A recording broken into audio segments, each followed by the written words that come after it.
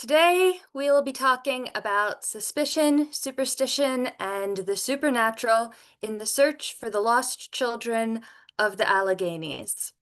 By way of content warning, I'm going to start by spoiling the ending of this story. It doesn't end happily. When the lost children were found, they were found dead. So be prepared for sadness. I'll also be discussing anti-Roma and anti-Catholic discrimination and stereotypes, so be aware of that as well. Before we get into the story, I want to give you a picture of the landscape because place is very important here.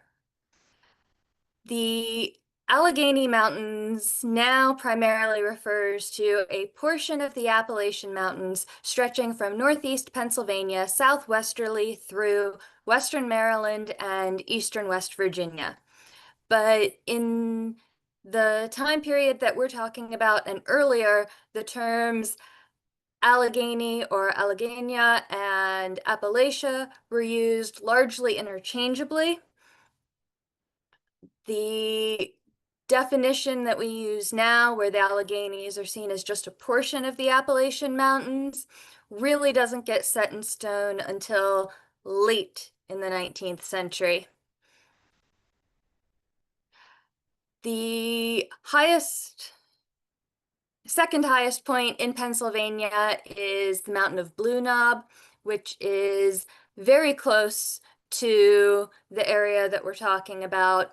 And during the time period, the settlers sometimes referred to the region in the mountains as the Schweiz in reference to Switzerland, although the mountains are not as high as the Swiss Alps are. Later in the 19th century, the forests of Pennsylvania would be heavily clear-cut by the railway and other industrial companies that were rising to prominence. But in the mid-19th century, the forests still dominated much of the landscape, and in rural areas, farms and villages and towns could be quite isolated from each other. And predators that lived in the forests, like bears, wolves, and wildcats, were a major concern, and that gets mentioned in many of the accounts of the Lost Boys. More specifically, we're talking about Bedford County, Pennsylvania, which is located in southwestern Pennsylvania. And there will also be mention of some of the neighboring counties, particularly Blair, Cambria, Somerset, and a little bit Huntingdon.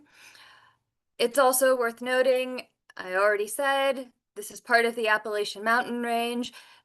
Bedford County is also one of the counties served by the Appalachian Regional Commission, so it is culturally connected to Appalachia as well as geographically connected to the Appalachian Mountains. Even more specifically, we're talking about Bob's Creek, which is shown on the map here, and the village of Pavia. A history of the area from 1884 describes Pavia as a small village containing 3 stores, 1 mill, 2 blacksmith shops, and 1 wagon shop. And it says that the village got a post office in 1861. Spruce Hollow, which was the location of the Cox family cabin, was an even smaller, more remote village with even less going for it. And in the map, you can see Pavia marked toward the lower right-hand side and the Cox cabin in Spruce Hollow marked toward the lower left-hand side.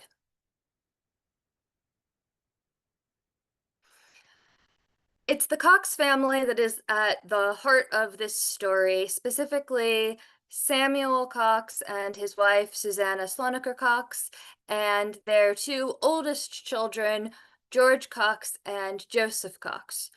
George was about 7 years old at the time of this story, and Joseph was about 5 years old at the time of this story. Most of the accounts don't mention the 2 younger Cox girls. or the fact that Susanna would have been pregnant at the time of this story. However, it's clear from the genealogical records of the Cox family that she must have been, because she gave birth to another child in the fall after the time that the tragedy takes place. One of the Cox family's neighbors, William Griffith, who was a very prominent member of Pavia and heavily involved in the town's founding and development, was also very involved in the search and was one of the primary contacts with the local newspapers, particularly the Bedford Inquirer and Chronicle. And from him, we have a little family history that tells us that Samuel Cox was from Indiana and came to Pennsylvania, where he met and married Susanna. And they had their children, and then they moved back to Indiana. But in the spring of 1855, they decided to return to Pennsylvania to escape the malaria outbreak that was happening in the part of Indiana where they were living. This is worth keeping in mind throughout the story. They had really only been living in the area for about a year at the time that the tragedy takes place. And even though Susanna's family lives in the area and knows it extremely well, Samuel doesn't, and the boys don't. They only have the year's worth of knowledge, and much of that time would have been winter. So they would not have been out exploring and getting acquainted with the landscape.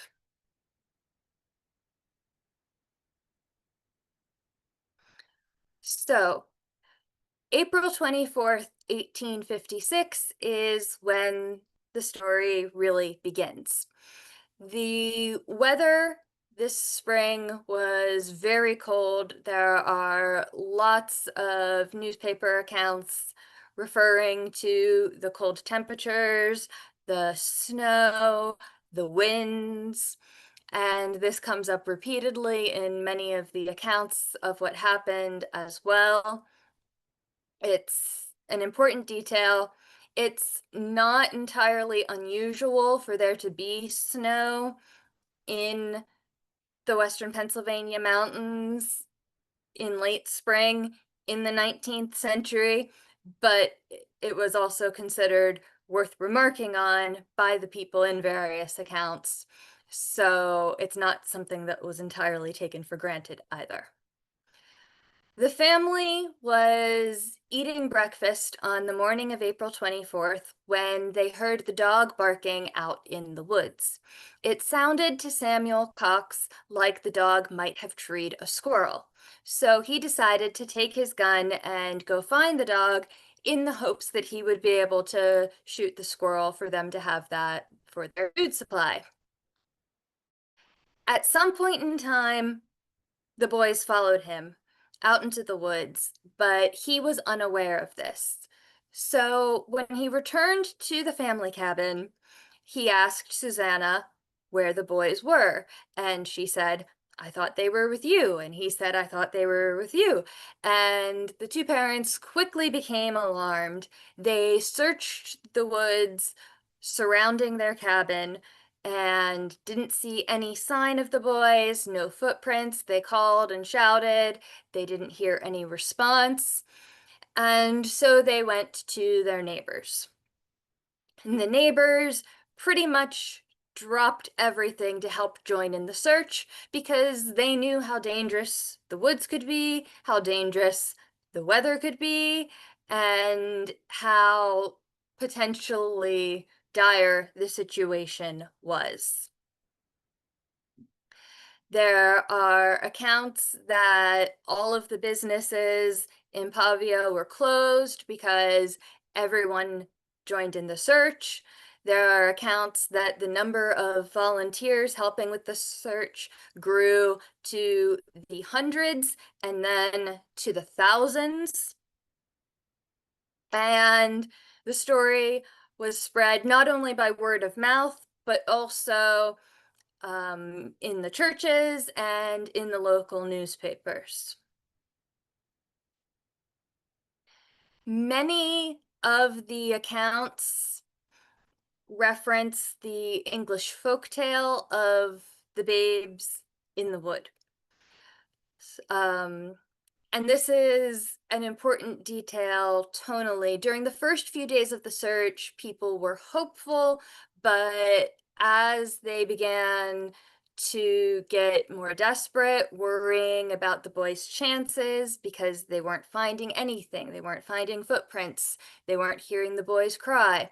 So tensions began to increase, and concern about the weather conditions and the wild animals increased, and so did speculation about more cynical and sensationalistic theories that might explain why they weren't finding any trace of these boys. And one of those theories connects to this folk tale in which two orphans ultimately wind up dying in the woods. In the folk tale, there's very much foul play going on. And so one of the first suspicions that came up was, as in the case of the folk tale, suspicion of foul play coming from the family itself. A man who the accounts describe as being a local suggested that Samuel and Susanna had killed the boys and that they were pretending that the boys were missing in order to solicit donations from their gullible neighbors. So this man led a small group in tearing up the floorboards of the Cox family home and digging up the potato beds in their garden, trying to find where the boys might have been buried. They found absolutely no evidence of foul play and fled before the other neighbors could get retribution against them on behalf of Samuel and Susanna. Other theories that developed, some were realistic concerns about the weather and the wild beasts again, but there were also prejudiced theories that the boys might have been kidnapped either by, quote, gypsies, unquote, or by Catholics. And so we're going to talk about where those theories come from now. The idea that the gypsies might have kidnapped the boys, as described by William Griffith, was that they might have been holding the boys for ransom to get money from Samuel and Susanna. According to William Griffith's account, this idea was not taken very seriously, but he dismisses the idea based on the fact that Samuel and Susanna were too poor to be worth trying to extort money from. So the theory remains, even when dismissed, very heavily based on the stereotype of Roma as thieves. This theory is usually not given much attention in most accounts during the time period, and now of this story, it's either ignored completely or mentioned only as a passing.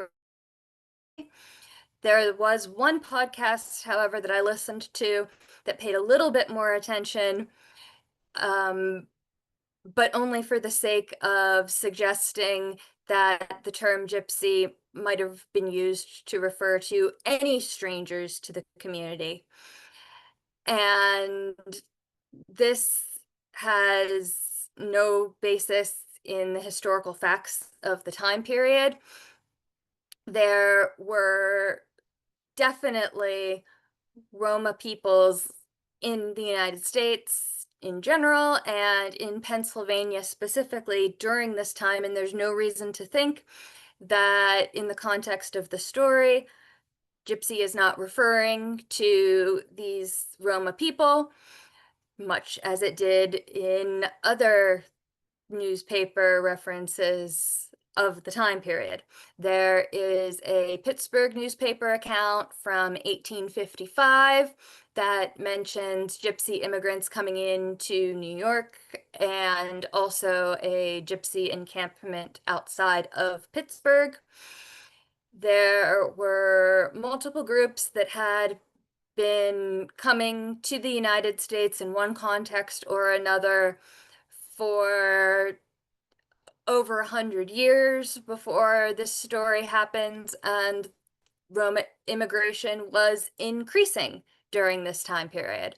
So in the mid 19th century, there aren't very many Roma immigrants from Southern, Central, and Eastern Europe. Those groups mostly came later in the 19th century and the early 20th century.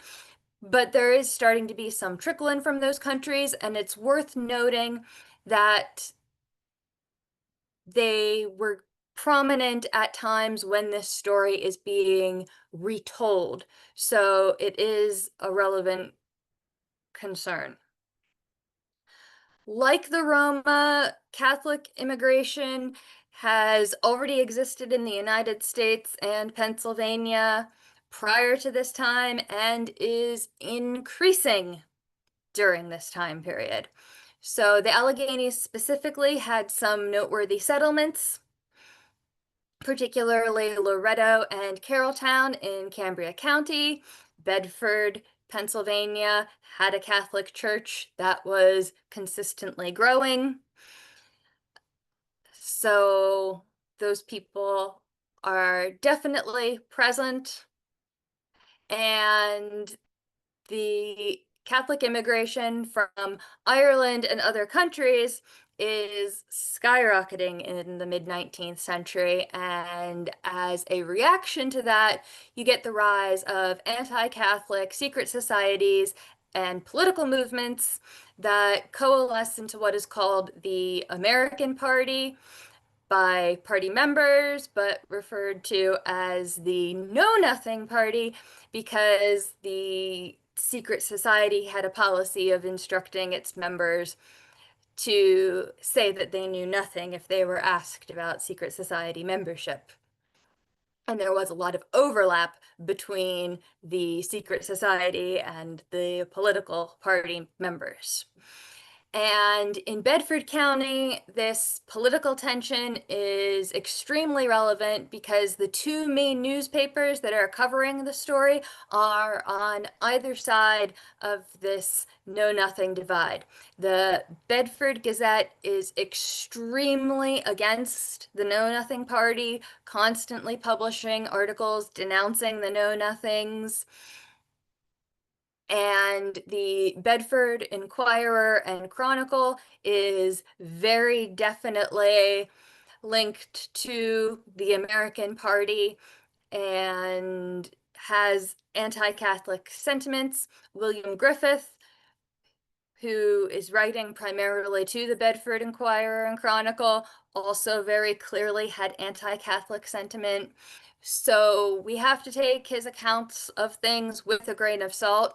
But the idea that we get from him is that the Cox family had a Catholic neighbor who declined to help with search efforts when he was asked to help spread the word about the situation, and that the anti-Catholic conspiracy theory that the boys had been kidnapped by Catholics and taken to be converted into nuns grew out of the offense that was taken against this one specific Catholic neighbor. William Griffith also notably cites Maria Monk's awful disclosures as evidence of Catholic wrongdoing. It's an extremely anti-Catholic book that is uh, not at all to be considered an objective account.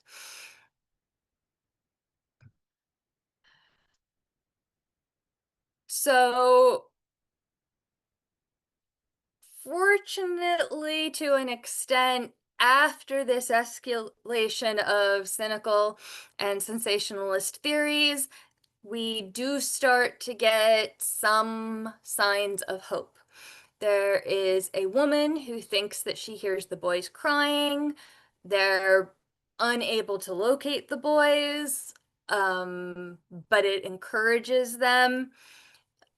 They find footprints that help motivate them to continue searching. However, there's also an issue with false rumors getting spread by word of mouth and by the newspapers.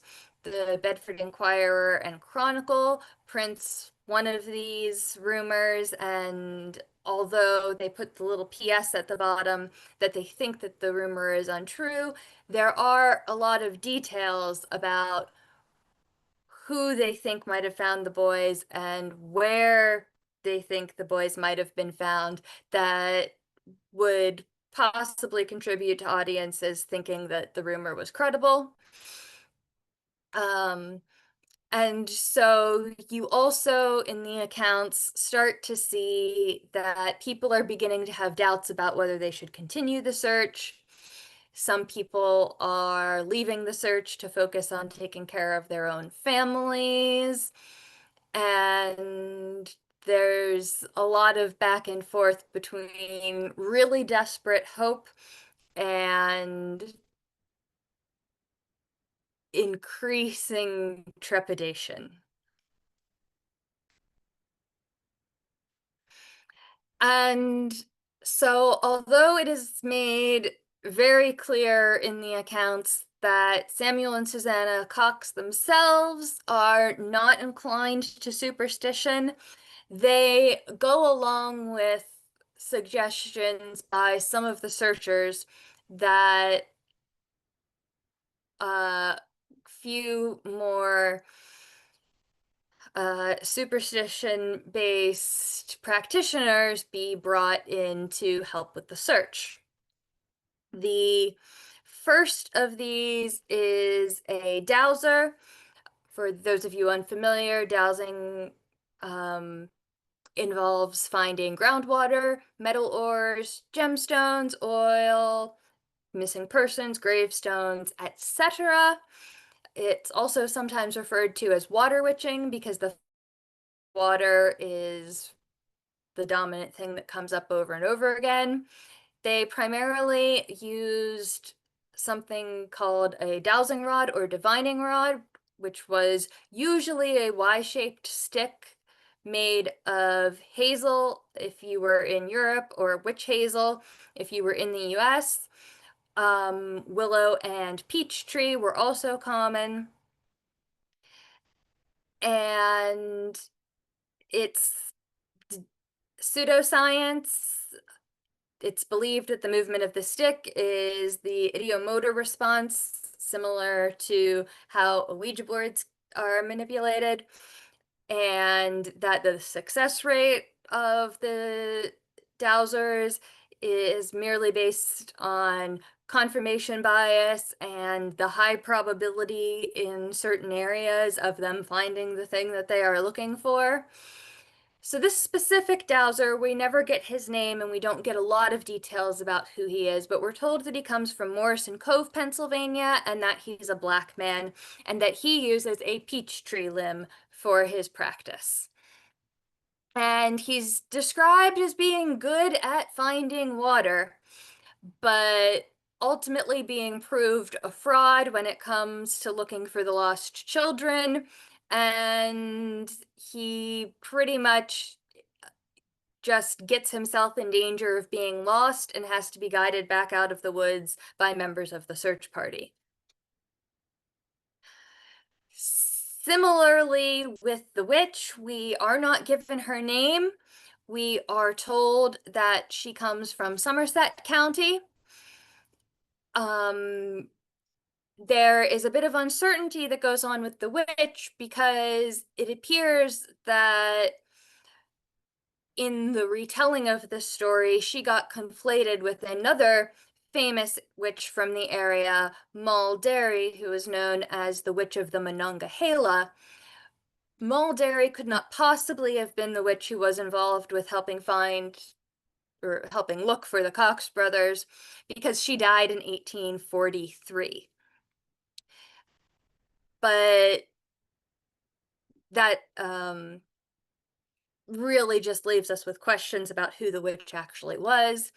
It's possible to speculate that she may have been involved in the Braucherei tradition, which is also sometimes referred to as powwowing, which was a folk tradition often based in the Bible and a combination of Protestant and Catholic traditions, as well as sometimes other texts. And they had healing rituals, folk medicine, rituals of physical and spiritual protection.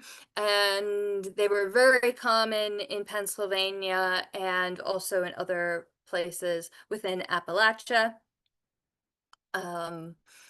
But we don't know really that much about who she was or what she did, aside from the fact that, like the Dowser, she ultimately is unsuccessful and proves herself to be a fraud by getting herself very nearly lost, and members of the search party have to guide her out of the woods. So things are getting worse and worse and worse. And then we come to Jacob Dibert. Jacob Dibert lived about 12 miles away from where George and Joseph Cox would ultimately be found. And he was not one of the close neighbors of the Cox family. He was not involved in the search, but he had been hearing about it and hearing about it and hearing about it. And he was worried. He wanted to join in the search. He kept thinking about the boys, and it was preying on his mind. And we are told that he says to his wife he wishes that he could have a dream that would tell him where to find the boys. And that night he does have a dream. And this is about 10 days after the boys go missing. So in Jacob's dream, he is searching alone and he comes to a dead deer. Then he finds a child's shoe. Then he comes to a large stream. He crosses the stream at a narrow place using a fallen beech log.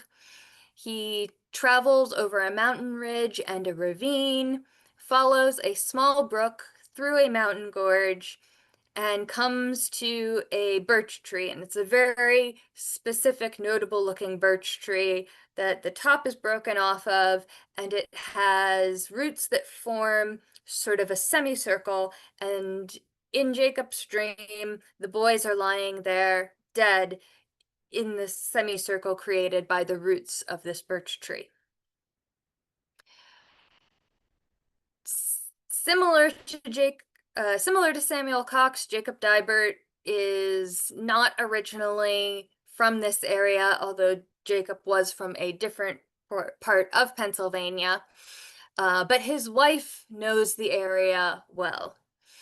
And so when Jacob has the dream a second night and a third night, and he begins to believe it, and it is emphasized strongly in the accounts that Jacob Dibert is not like the Dowser and the witch. He doesn't have a history of claiming supernatural powers. He doesn't normally believe in this kind of thing, but the detail of the dream and the repetition of the dream convince him that there must be some truth in it.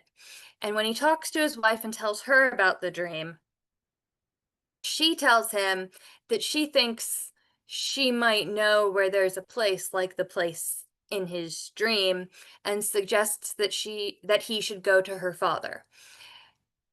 Her father's not home when Jacob first sets out, so he instead goes to her brother, who lives near the father.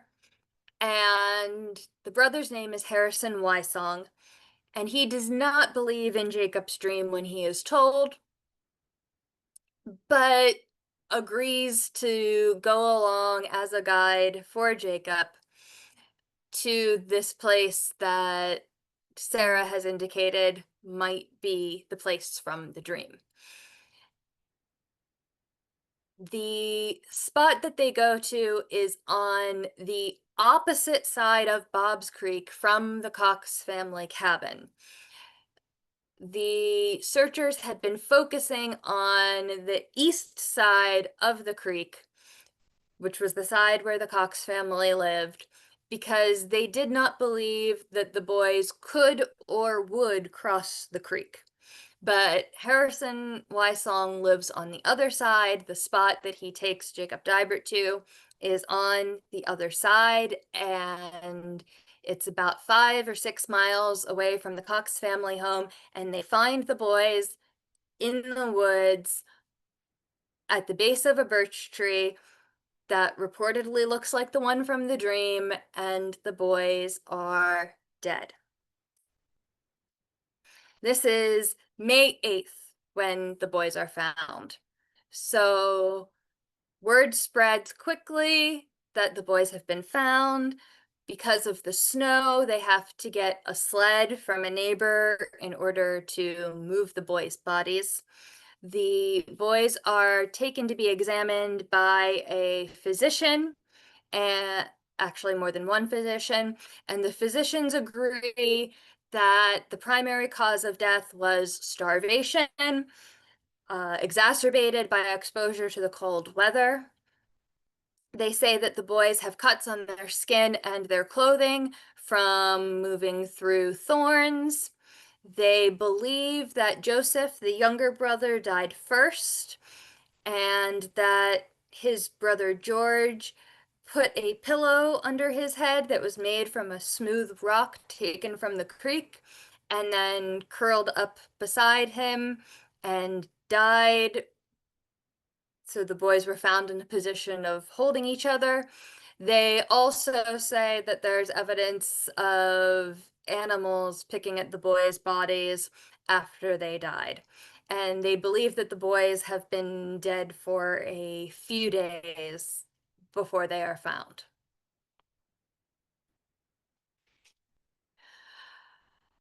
The Sabbath after the boys are found, they have a funeral.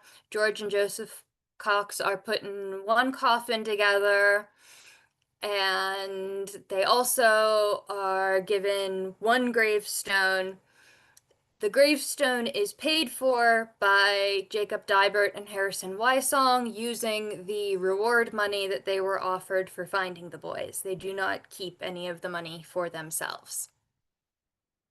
And the gravestone makes note not only of the normal details about the boys' parentage and their birthdays, but also of the fact that they went missing and were found by Jacob Dibert and Harrison Wysong. Like the search attracted hundreds, thousands of people, the accounts say that hundreds or thousands of people attended this funeral.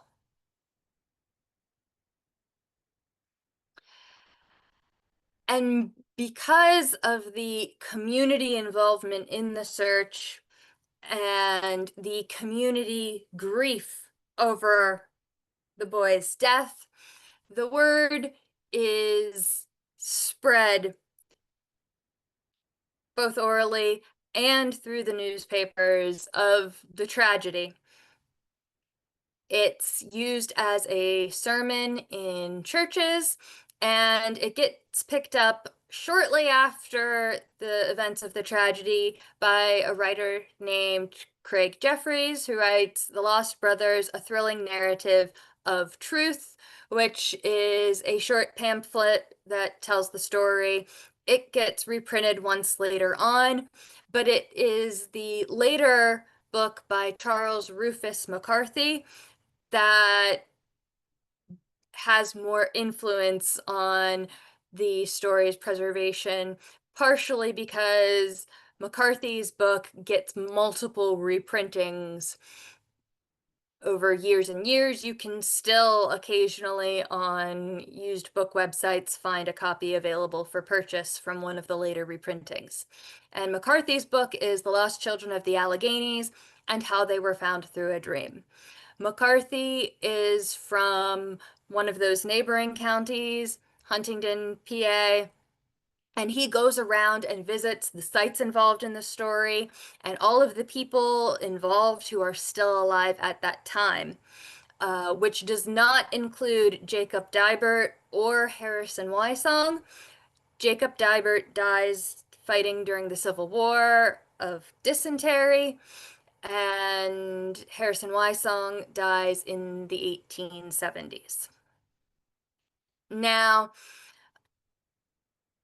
another thing that happens, and McCarthy's book is part of this as well, is that the locals connect the story to other things that happen in their community over the years.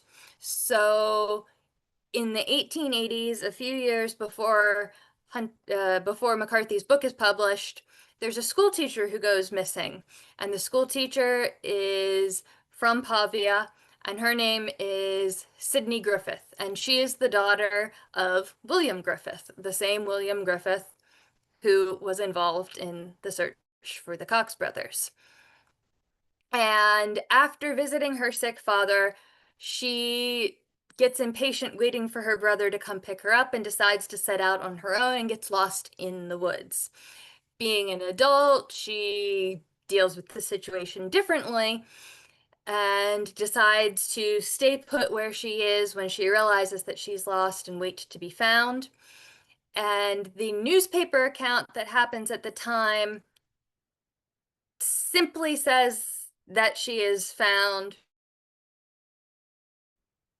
by a party of friends, but Charles McCarthy went and interviewed Sydney, and in his version of the story, she is found because Isaac Dibert, the son of Jacob Dibert, like his father, had a dream, and his dream told him where to find Sydney, fortunately this time alive, and that's how that search party was able to find her, was thanks to Isaac Dibert's dream. So there's also this process of the mystery of this dream being elevated, and that mystique of the story is part of what perpetuates the retellings to an extent. Susan and Samuel Cox were both alive at the time McCarthy wrote his account, and he did go and talk to and interview them. And it's worth noting that in the aftermath, there had been some false newspaper reportings from less local newspapers that the Cox parents had died of grief. But no, they lived to an old age and had many more children. And there's a sad thing when you look at many of the obituaries for the children. Their obituaries often refer to them as the siblings of George and Joseph and retell that story of their brothers' deaths. So the family never really is able to move on from this story in any significant way. They constantly have people coming to them and asking to hear the story again. They never move far away from the area, and so they're surrounded by people who know and care about this story, and it's really a part of their lives for the rest of their lives. Now, that community grief element that I mentioned before is a huge, huge deal. Uh, Samuel and Susanna both die during the 1890s. But the community is perpetuating this story. They're still grieving, they're still mourning, and they're still retelling the story. There's a doctor named Thomas Jefferson Boyer Rhodes, and he has a little private journal that he keeps of his thoughts about events and things that interest him, and he writes poems about them. And later he publishes it, and one of his little entries and poems is about the Cox brothers. There is also a community effort to have a monument built.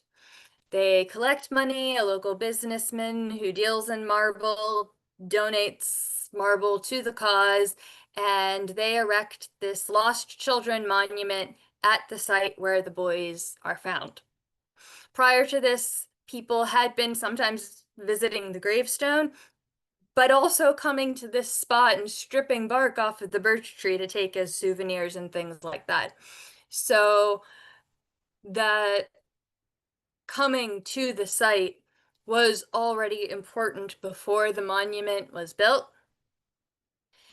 They have a tradition of annually gathering at the monument to remember and mourn the boys that occasionally gets written about in newspapers around the country. Um, and it remains to this day a huge deal in the country. They retell the story, school children take visits to the site, it pops up in the newspapers periodically that the memorial service is happening or that money is being raised to repair the gravestone. And that song that we listened to at the beginning is written by Julie Lee, who's got family in Bedford County and is distantly by marriage related to Jacob Dibert. So she's got personal connections to the story and is part of this tradition of preserving the memory of the story. Now, the memorial services dwindle over time, and visits to the monuments sort of shift into being less of a community visit to the monument and more individual visits to the monument. Also, because the story has been in the newspapers and gained national attention, you sometimes get not only locals who have heard about the story and are interested, but outsiders who are interested. And this includes ghost hunters who go to the site. And the ghost hunters report mixed results. There's one who's more skeptical. He says he didn't find any evidence of anything and that he thinks reports that the children are heard crying in the woods is a kind of auditory pareidolia, that people are interpreting other sounds based in the context of this story that they know happened.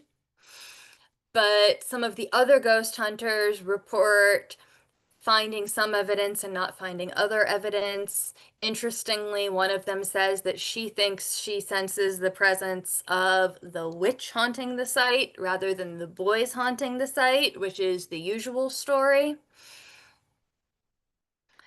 So there's that going on. There's also the true crime interest sometimes gets applied to this story where people will speculate about possible explanations for what happened to the boys, usually as a way of explaining away the supernatural element of Jacob's dream. But of course, there is no evidence surviving anymore to confirm or completely refute any of these theories, so they remain just speculation, and the story remains mysterious as well as deeply tragic.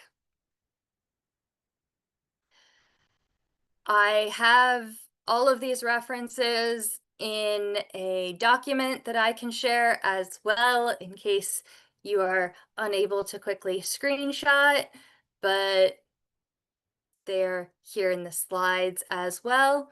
And I am happy to take any questions.